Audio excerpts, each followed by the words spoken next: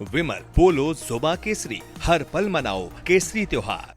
मनोज राजन त्रिपाठी, भाई बीजेपी अगर समाजवादी पार्टी दो बातें कहती है, संजय निषाद दो बातें कह रहे हैं, 24 में नुकसान हो गया क्योंकि आरक्षण खा गए, हकमारी हुई, 24 में 33 पर सिमट गए, फिर भी ये रिस्क ले रही है भारतीय जनता पार्टी की आरक्षण खा ले, या विशुद्ध पॉलिटिकल शिगुफा है ये? नहीं, मुझे जो इस तरीके की बात समझ में आ रही है, ये लगातार चाहे चंद्रशेखर आजाद विश्वविद्यालय कानपुर का मामला हो, या बांदा यूनिवर्सिटी का मामला हो, या गोरखपुर यूनिवर्सिटी का मामला हो, या 69,000 शिक्षकों की भर्ती का मामला हो, मुझे लगता है कि सरकार में बैठे कुछ लोगों को इस तरह के निर्देश है कि इस आरक्षण, अब तो आरक्षण के लिए 60 रुपए का कैलकुलेटर भी नहीं खरीदना है, फोन में ही कैलकुलेटर है और 21%, 27% केवल कैलकुलेट करके दे देना है।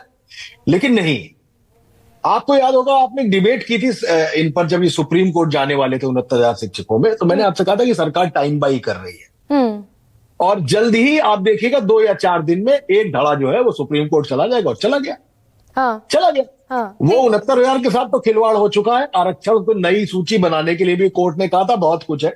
हाँ। और ये लेखपालों की भर्ती का एक नया मसला सामने आ गया।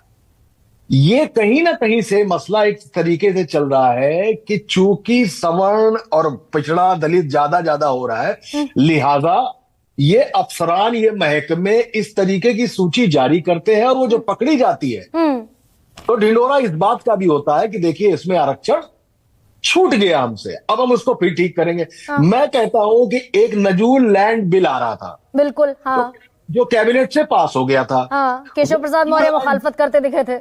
जैसे ही विधानसभा में पारित होने को आया, तुरंत उसको रोका गया, केशव प्रसाद मौर्य ने उसको विरोध किया। हाँ। और वो बच गया पारित होने से। हाँ। अब बहुत सारे अधिकारियों ने चूंकि बरगलाया था, उन सब की गर्दनें नपने वाली थी।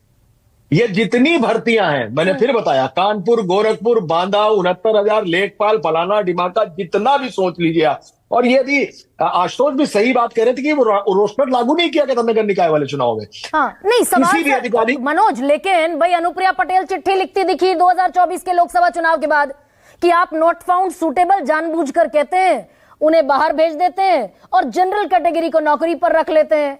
भाई अनुप्रिया पटेल अपनी सीट भी बामुश्किल जीती, दूसरे वाली सीट तो हारी गई। संजय निषाद का बेटा चुनाव हार गया, ओम प्रकाश राजभर का बेटा चुनाव हार गया, पिछड़ों ने वोट नहीं दिया बीजेपी को, और 27 का चुनाव सामने, आप ये कह रहे हैं जानबूझकर ये रिस्क लिया जा रहा है? ये नहीं, ये गुपचुप लिया जा रहा है, ये खुल जा रहा है। गुपचुप लिया जा रहा है, ये खुल जा रहा है। मतलब इतनी नौसिखिया है फिर सरकार बहुत सयानी है। हाँ।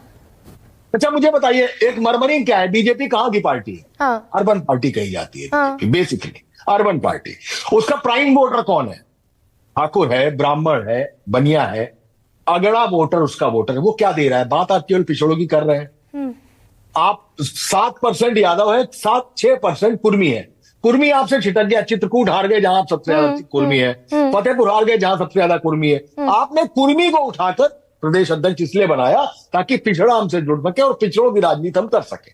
हाँ। लेकिन इसका क्या होगा? जो ये पिछड़ों का आरक्षण जा रहा है, ये दलितों का आरक्षण जा रहा है। हाँ। इसका रेक्टिफिकेशन कैसे करेंगे? तब तो लल्लू सिंह ने अयोध्या में बैठ के कह दिया था। भाई पंकज चौधरी कुर्मी है, पंकज चौधरी के सहारे कुर्मी वोट अगर बीजेपी लेने की कोशिश कर रही है तो अनुप्रिया पटेल भी तो कुर्मी है, वो तो सीट हारते हारते बच गई अपनी भी। वो अनुप्रिया अरे आप महाराष्ट्र का उदाहरण देखिए। हाँ। शिवसेना का।